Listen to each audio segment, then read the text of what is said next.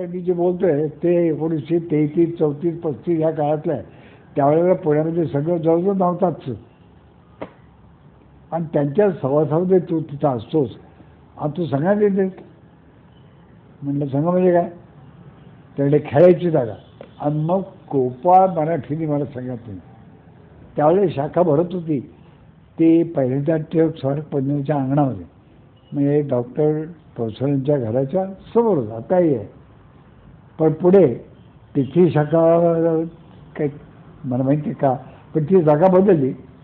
आणि सध्या जिथे नातूबाग कॉलनी आपण ज्याला म्हणतो, सरस्वती हायस्कूल आहे, शाळा, आणखी तरुण मार्गचं कार्यालय जिथं होतं ते, त्या जागेवर त्यांची शाखा भरत. मी शाखेमध्ये तिथं रोज जायला लागलो. संघ अनुभवाशिवाय कळत नाही असं आम्हाला डॉक्टरांचं जीवन बघून आहे. तर दुसऱ्या संघातून खेळला तर उत्तम होतो तो खेळाडू आला, पण संघ समजेलच असं नाही. पण जर संघ समजायचा असेल तर तो कदाचित 4-2 दिवसातही समजेल, वर्षभरातही समजेल, आणि कदाचित तिथेही समजणार नाही. लेख वाचून मग किंवा कोणाचे भाषण बोलती वगैरे ऐकून संघ थोडासा समजेल, समजायला मदत होईल. पण संघ जो समजायचा असेल तो संघस्थानावरती समजेल. ते संस्कार, ते विचार, ते खेळणं, ते वागणं, ती आज्ञाधारकता, तो प्रामाणिकपणा, ते खरं राष्ट्राचं प्रेम, हे संघस्थानावर घडतं. की स्वतःची रेघ मोठी करा, दुसऱ्याची रेघ लहान करण्याच्या भानगडीत पडू नका, त्याला हातही लावतो. आणि मला तर सगळ्यात हे मूलभूत कार्य की आपलं जर उत्तर द्यायचं असेल तर कालानुरूप, आवश्यकतेनुरूप आपण दुसऱ्यांच्या आक्षेपाला उत्तरं द्यावीत, जरूर द्यावीत, पण आपली रेघ मोठी करायला विसरू नये. पुढे पुढे मी मोठा वयाने होत गेलो. पहिला पुण्यातला OTC मला जो आठवत आहे 36 सालीचा झाला, तो वैदिक आश्रमात झाला. त्यावेळेला एक मी काम करायला लागलो. कामं आपली आपण समजून घ्यायची आणि संबंधितांशी बोलून ती करायची. पण डॉक्टरांनी मला एक सांगितलं, हे बघ, वादविवाद करून वादविवाद जिंकण्यापेक्षा माणूस जिंकायचा, हे लक्षात ठेव, माणूस जिंकायचा. पण डॉक्टरना त्या दिवसापासून जे काही पाहिलं ते शेवटी 1940 मध्ये 21 जूनला ते गेले. तर ती त्यांची पुण्याची त्याच्या आधीची शेवटची OTC शेवटची भेट. त्या दिवसापर्यंत त्यांचा आणि माझा सहवास किती वाढला, तो काही 100 तासांचा नक्की आहे. फक्त एकच वाईट गोष्ट घडली की डॉक्टरांचा मृत्यू हा म्हणजे या देशावरचा अत्यंत मोठ्या आघातांपैकी एक आघात मी मानतो. संघाने योजलेल्या कोणत्याही गोष्टीच आहेत, रांजणात पाणी घालण्याचा असो की पोळीला वाटी उलटी करून तेल तूप लावण्याचा असो, सगळ्या कामामध्ये मी आजपर्यंत पुढंच आहे. मी हजर आहे, उपस्थित आहे. पुढे जायचा अर्थ मी उपस्थित. आमच्या एवढा आदर्श भगवान नाही, गुरु नाही. डॉक्टर हेडगेवर आमचे गुरु नाहीत, ते आमचे सहसगळे भाऊ आहेत. वडील भाऊ असतील, वडिलांच्या सारखे असतील, पण ते आमचे आदर्श नव्हेत. आमचा आदर्श भगवान यांना, कारण तो चुकतच नाही आहे. जे चांगलं आहे ना तेच येतात फक्त. मी डॉक्टरांना प्रश्न विचारला होता, भगवान झेंडा ही निर्जीव वस्तू गुरु कशी काय? त्यातले जे चांगलं आहे देशात घडलं, मग ते तत्वज्ञानाचं असो, काव्यातलं, वाङ्मयातलं, लढाईतलं, युद्धातलं, काय जोहार, काय कुठलेही असो, जे चांगलं आहे ना तेच तिथं आहे. तसा प्रचार मी जवळ 8 वर्ष होतो.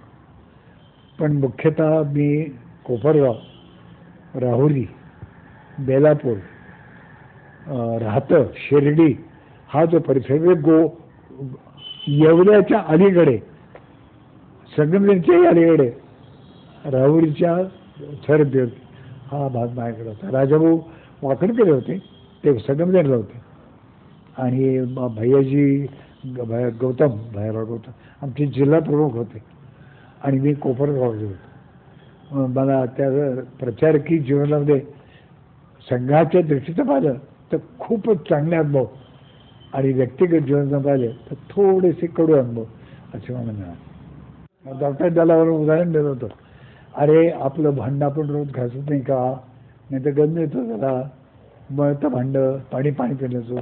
तसं आहे आपलं मन आहे ना, ते त्या भांड्यासारखं आहे. ते नेहमी स्वच्छ ठेवण्याकरता संस्काराची आवश्यकता आहे, म्हणून रोज शक्य दिवस. नमस्कार. 2015 हे वर्ष राष्ट्रीय स्वयंसेवक संघाला 90 वर्ष पूर्ण होण्याचं वर्ष आहे. या 90 वर्षामध्ये राष्ट्रहित आणि समाजहित हे डोळ्यासमोर ठेवून संघाचं कार्य अविरतपणे पुढे चालू आहे.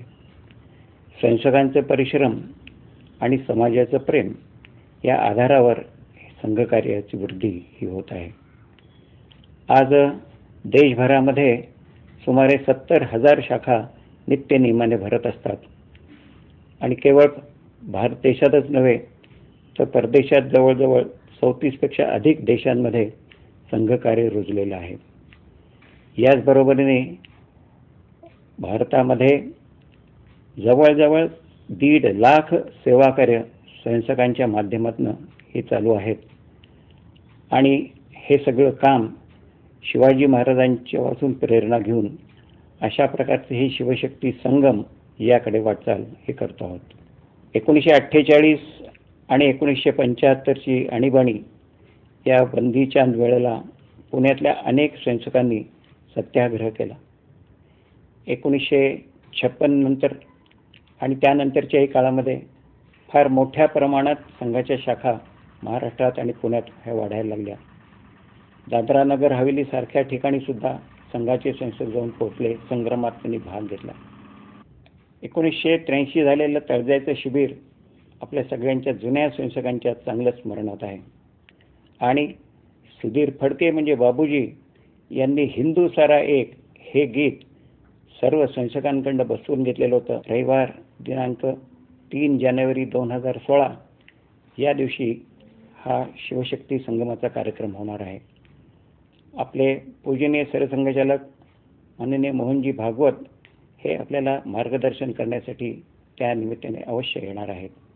3 जानेवारीच्या ह्या कार्यक्रमाच्या निमित्ताने मी आपण सगळ्यांना असं आवाहन करतो की आपण संघ समजला नसेल तर समजावून घ्या, संघ समजला असेल तर सक्रिय व्हा आणि या 3 जानेवारीच्या कार्यक्रमाच्या निमित्ताने संपूर्ण रविवार मोकळा ठेवा, पूर्ण गणवेश घालून या कार्यक्रमामध्ये उपस्थित राहा, ध्वजाला प्रणाम करा, संघाची प्रार्थना म्हणा आणि भारत मातेचा जय जयकार करा. धन्यवाद.